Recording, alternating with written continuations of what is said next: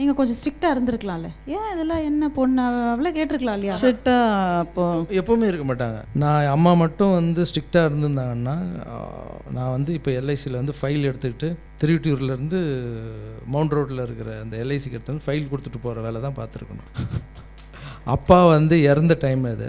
அந்த வேலை கிடைக்குது, 3 தங்கச்சி, தம்பி, அம்மா, ரொம்ப குடிசையில் தான் இருக்கும். அந்த டைமில் நான் சொல்கிறேன், இந்த வேலை எனக்கு வேண்டாம், நான் வந்து ஒரு டான்ஸர் ஆக போகிறேன், நான் சினிமாவில் நடிக்க போகிறேன்னு சொல்லும்போது அந்த கஷ்டத்துக்கு எந்த தாயாக இருந்தாலும், இல்லை நீ வேலைக்கு போ, மாதமான சம்பளம் வரும், அப்பா வேலை வந்திருக்கு, அதான் சொல்லுவாங்க. அந்த வேலையை தூக்கி போடுக்கண்ணா, உனக்கு வேணாம் இல்லை, தூக்கி போடு, உனக்கு பிடிச்சதை பண்ணுன்னு சொன்னாங்க. அது சொன்னதால் தான் இப்போ டான்ஸர் ஆகி நம்மளால் வந்து இப்போ டைரக்டர் ஆகி ஹீரோவாக நிற்க முடியும். அதே மாதிரி எந்த விஷயத்துலையும் வந்து இதை ஏன் பண்ணுற, எதுக்கு பண்ணுற அப்படின்லாம் கேட்க மாட்டாங்க. எனக்கு பிடிச்சா கண்டிப்பாக பண்ணி வைப்பாங்க.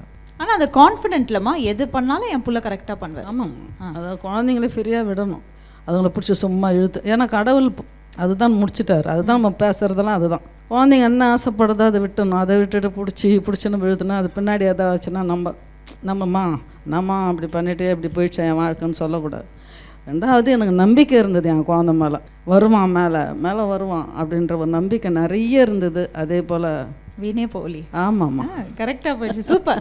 Next picture. இந்த அம்மா பிறந்தா நான் டைரக்டர் ஆகிறது, ப்ரொடியூசர் ஆகிறது, அதெல்லாம் கூட வீட்டுக்கு லக்ஷ்மி தேவி வந்தால் எப்படி இருக்கும் அப்படி. So Ragivi also lucky girl. How proud master, ஒரு அப்பா இன்னைக்கு இவ்வளோ விஷயம் செஞ்சிட்ருக்கீங்க, என்ன சொல்லுவாங்க? இப்போ இல்லை, அறம் செய்ய விரும்புன்னா ஆனந்த விகடனுக்கு இந்த மொட்டை சிவா கெட்ட சிவா படத்துலேருந்து வந்து அட்வான்ஸாக 1 கோடி ரூபா கொடுத்து எல்லார் கையிலையும் அப்பத்துலேருந்தே வந்து அவங்களுக்கு ரொம்ப பிடிக்கும் இந்த சேவை பண்ணுறதுன்றது. இப்போ ட்வீட் போடுறது, இன்ஸ்டாகிராம் எல்லாமே அவங்க தான் போடுவாங்க. ஸோ அவங்க வந்து படிச்சுட்டு சொல்லுவாங்க, டேடி கமெண்ட்ஸ் இப்படி வந்திருக்கு டேடி, இவ்வளோ சந்தோஷமாக இருக்குது, என் ஃப்ரெண்ட்ஸ் எல்லாம் எனக்கு சொல்கிறாங்க டேடி அப்படின்னு.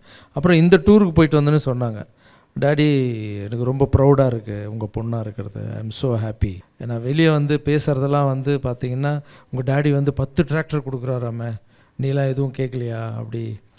அம்மாவை பற்றி கூட கேட்டாங்க நிறைய பேர். என் ஃப்ரெண்ட்ஸ் எல்லாம் எனக்கு ஃபோன் பண்ணி உங்கள் வீடியோ எனக்கு ஷேர் பண்ணுறாங்க, எனக்கு ரொம்ப பெருமையாக இருக்குது டேடி, நானும் இந்த மாதிரி வந்து இறங்கி நீங்கள் தானே ஆல்ரெடி எல்லாமே பார்த்துட்ருக்கீங்க. Super, such a blessed girl. Super. Next one சொல்லுங்க, எப்போ எடுத்தது? பிஹைண்ட் தான் அது. ஆமாம், பிஹைண்ட் வுட்ஸ் தான். ஆமாம்.